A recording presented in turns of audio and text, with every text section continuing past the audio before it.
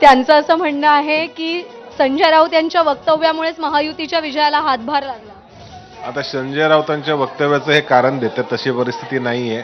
आज जो निकाल ट्रेंड दिसत आहेत हे खरं तर धक्कादायक आहे. हे आम्हाला कोणालाच मान्य नाही आहे. ज्या पद्धतीने आम्ही सभा गाजवल्या, ज्या पद्धतीने गेल्या वर्षभरात वातावरण होतं, जे लोकसभेचं वातावरण होतं, त्याच्यानंतर अशा पद्धतीचा ट्रेंड येणं हा निकाल नाही, अंतिम निकाल नाही. मला वाटतं 5वी-6वी फेरी झाली असेल, हा अंतिम निकाल नाही आहे. परंतु अशा पद्धतीचं ट्रेंड दर्शवणं हे धक्कादायक मला कुठेतरी वाटतं. आणि ह्याच्यावर पुढे म्हणजे 1-2 वाजेपर्यंत काय अंतिम चित्र स्पष्ट आहे. मला ह्याच्यात बदल होईल असं मला अपेक्षा आहे. अजूनही आशावादी आहात म्हणजे तुम्ही. मी राजीव सरांकडे येते की सर सध्या जे कल दिसतात आणि एकूणच संजय राऊतांचं जे वक्तव्य आहे त्याबद्दल. नाही, संजय राऊतांच्या वक्तव्याला संजय राऊत कोणतीही परिस्थिती आली तर त्याला डिफेंड करणं हा त्यांचा स्वभाव आहे आणि त्या पद्धतीने करत आलेले आहेत. पण आत्ताचं त्यांचं जे वक्तव्य होतं त्याला काही अर्थ नव्हता, ते अर्थहीनच होतं. आणि शेवटी आपण लोकशाही मानतो आणि ज्या आपल्याला अनपेक्षित धक्का देणारे निकाल जर आले तरी ते स्वीकारले पाहिजेत. आता इतक्या चाचण्या झाल्या होत्या, सगळ्यात शेवटची चाचणी जी आली होती ॲक्सिसची, सगळ्यांनी म्हणजे मलाही त्याच्याबद्दल बिलकुल विश्वास वाटला नव्हता, पण त्याच्याही पलीकडचा प्रतिसाद महायुतीला या निवडणुकीमध्ये बघायला मिळतोय.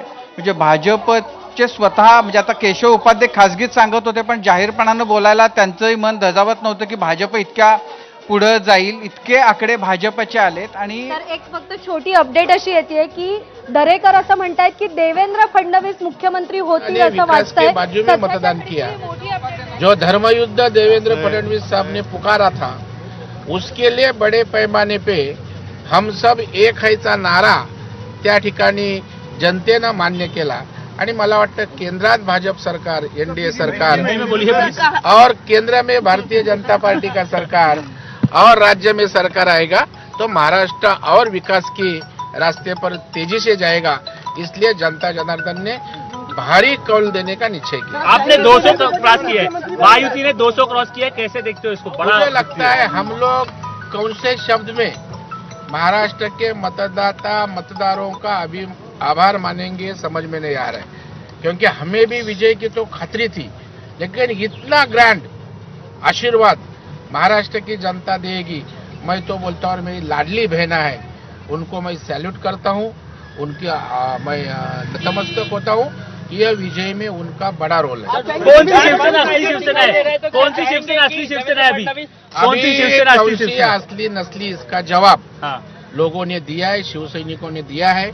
और एकनाथ शिंदे साहब के पीछे सब शिवसैनिक और मराठी जनता रहती है. फडणवीस सीएम होंगे, फडणवीस सीएम होंगे, फडणवीस ही सीएम होंगे. एक मैं बताना चाहता हूं कि महायुति का ही सीएम बनेगा.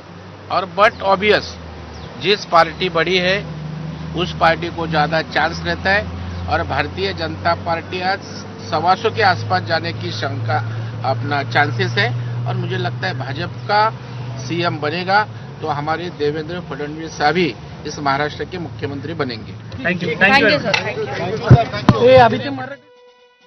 त्यामुळे वक्तव्य आलेलं आहे की देवेंद्र फडणवीस हे मुख्यमंत्री होऊ शकतात असं वक्तव्य प्रवीण दरेकर यांनी केलेलं आहे. आणि त्या संदर्भात आपल्याला चर्चा करायचीच आहे. आपण शीतल म्हात्रे यांना विचारूयात की देवेंद्र फडणवीस मुख्यमंत्री होतील असं दरेकर म्हणतात. बघा, ज्या पद्धतीने कल आलेला आहे म्हणजे तो खरंच आम्ही आमच्या अपेक्षेपेक्षा सुद्धा जास्त आलेला आहे असं मी आज म्हणायला हरकत नाहीये. पण महायुतीचा मुख्यमंत्री होणार हे 100% आहे. आमची अजूनही इच्छा आहे की ज्या शिंदे साहेबांच्या अंडर हे सगळे इलेक्शन लढलं गेलेलं आहे, ज्यामध्ये लाडकी बहीण हा अतिशय महत्त्वाचा गेम चेंजर असा मुद्दा होता. त्यामुळे शिवसेनेची एक पदाधिकारी म्हणून किंवा शिवसैनिक म्हणून मला असं नक्कीच वाटतंय की आमचे जे मुख्य नेते आहेत एकनाथ शिंदे साहेब यांनी मुख्यमंत्री व्हावं ही आमची नक्कीच इच्छा आहे. परंतु शेवटी महायुती जे ठरवेल, वरिष्ठ नेते जे ठरवतील. उपाध्यांची कमेंट घेते, मुख्यमंत्री शिंदेच राहावेत असं अशी त्यांची इच्छा आहे. दरेकर म्हणतात देवेंद्र फडणवीस होतील. मुळात असं आहे की निवडणूक निकाल आता येत आहेत. सगळ्यात पहिल्यांदा हा निकाल विकासाच्या भूमिकेवर आलेला हा निकाल आहे.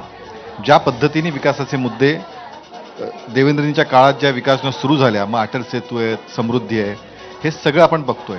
आणि गेल्या 2.5 वर्षात सर्वाधिक जर संघर्ष, सर्वाधिक त्रास, सर्वाधिक टीका जर सहन केली असेल तरी देवेंद्रजींनी केली. त्यामुळे भारतीय जनता पार्टीच्या कार्यकर्त्यांना असं वाटणं की देवेंद्र मुख्यमंत्री झाले पाहिजेत यात गैर असण्याचं कारण नाही.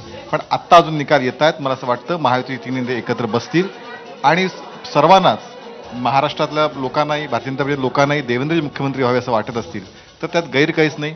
पण शेवटी निर्णय महायुतीचे निर्णय नेते घेतील. मिटकरीजी, तुम्हाला अजितदादा मुख्यमंत्री व्हावेत असं वाटतंय का अजितदादांनी उपमुख्यमंत्रीच राहावं असं वाटतंय? कालपासून मी माझी भूमिका मांडलेली आहे. जसं या दोन्ही पक्षाच्या कार्यकर्त्यांचं किंवा त्यांचं मत आहे की त्यांचे नेते मुख्यमंत्री व्हावे, असं महेश तपासेंसहित माझंही मत आहे की अजितदादा महाराष्ट्राचे मुख्यमंत्री असायला पाहिजे. आज त्यांना खूप वेदना होत आहेत हे मी जाणून आहे. पण आता अंतिम निर्णय आल्यानंतर मला असं वाटतं म्हणजे एक कार्यकर्ता म्हणून अजितदादांनी आता उपमुख्यमंत्री पदापेक्षा मुख्यमंत्री पदाकडे गेलं पाहिजे. त्याचं कारण सांगतो. तुम्ही म्हणाल भारतीय जनता पार्टीच्या इतक्या मोठ्या जागा आहेत. भारतीय जनता पार्टीमध्ये त्याग आणि समर्पण हे फार महत्त्वाचं मानलं जातं. त्यामुळे यावेळेस ते करतील अशी अपेक्षा करून चालूया. पण याच्यामध्ये यांना त्यांच्या पक्षाचं मुख्यमंत्री असावं असं वाटतो, यांना यांच्या पक्षाचं मुख्यमंत्री असावं असं वाटतो. आता त्याच्यामध्ये निर्णायक मत तुमचं आहे. तुम्हाला कुणाचा मुख्यमंत्री दोन्हीपैकी असावा असं वाटतं? तिघांनी ठरवून जे काही, मला तर असं वाटतं की काय म्हणतात त्याला, दोघांपेक्षा आम्ही बरे मग मध्यम मार्ग खूप चांगला राहील. पण मला विश्वास, खूप आनंद वाटतोय की महायुतीच्या बाजूला इतकं फेक नेरेटिव्ह लोकसभेमध्ये सुद्धा विरोधकांनी मांडल्यानंतर सुद्धा काँग्रेसची, मशालची, विशेषतः तुतारीची इतकी पिछाड झाली, याचं मलाही दुःख आहे. असं व्हायला नव्हतं पाहिजे, पण खूप मोठं पानिपत झालं. पण महायुती इतक्या भक्कमपणे महाराष्ट्रात आली याचा आम्हाला सर्वांना आनंद आहे. राहिला मुख्यमंत्री पदाचा जो काही निर्णय होईल ते तिन्ही आमचे वरिष्ठ नेते अंतिम निर्णय घेऊन ठरवतील.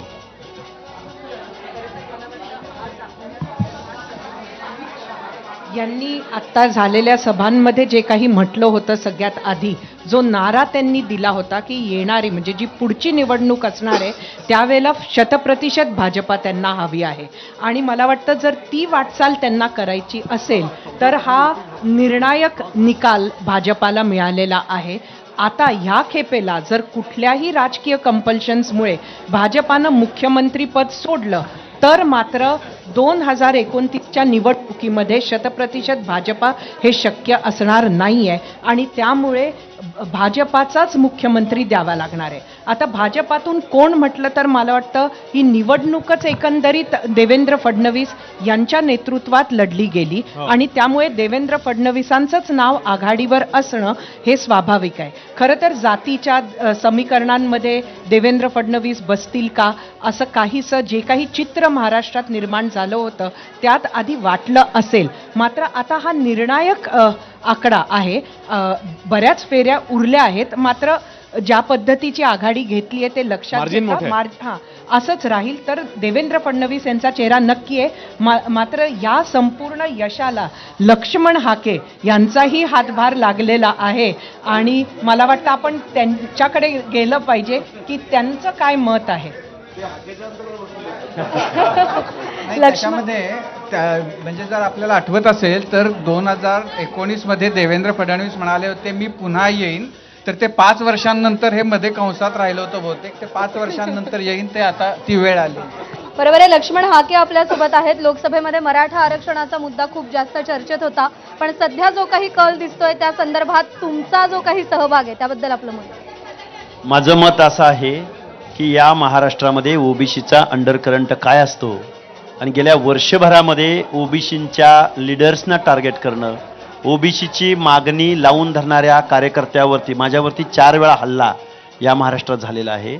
आणि त्यावेळी भाषा बोलली गेली होती की 130 जागांवरती आम्ही नायनाट करू, बिमोड करू, सुपडा साफ करू. तीच माणसं फक्त एका जागेवरती प्रचाराला गेली. मी मात्र जवळजवळ 61 सभा या महाराष्ट्रामध्ये सातत्यानं मागील 2-3 महिन्यामध्ये घेतलेल्या आहेत. आणि माझं म्हणणं एकच आहे, सत्तेवरती कोणी येवो पण आमच्या ओबीसीचं आरक्षण टिकलं पाहिजे. आणि जो शोषिताचा, वंचिताचा आणि सामाजिक मागासवर्गीयांचा आवाज जो 50%हून जास्त क्वांटम या महाराष्ट्रामध्ये फॉलो करतो त्या माणसांचं हित साधलं गेलं पाहिजे, एवढं माझं म्हणणं आहे. उदयदान पाठक सरांना प्रश्न असा आहे की महायुतीनं सातत्यानं ओबीसींवर अन्याय होऊ देणार नाही ही भूमिका घेतली आणि त्याचा फायदा झाला महायुतीला. अर्थात झालेलं आहे, पोलरायझेशन झालेलं आहे, हे तर खरंच दिसतं समोर. कारण मराठा आंदोलन ज्या पद्धतीने उभं राहिलं आणि सगळीकडे असं वाटत होतं की मराठा मतं एकत्र येऊन सगळे पाडा, यांना पाडा त्यांना पाडा, उभे कर, जे काय चाललं होतं त्याला ओबीसींनी उत्तर दिलेलं आहे आणि ते पोलराईज होऊन हा निकाल दिसतो असं मला वाटतं याच्यामध्ये. आणि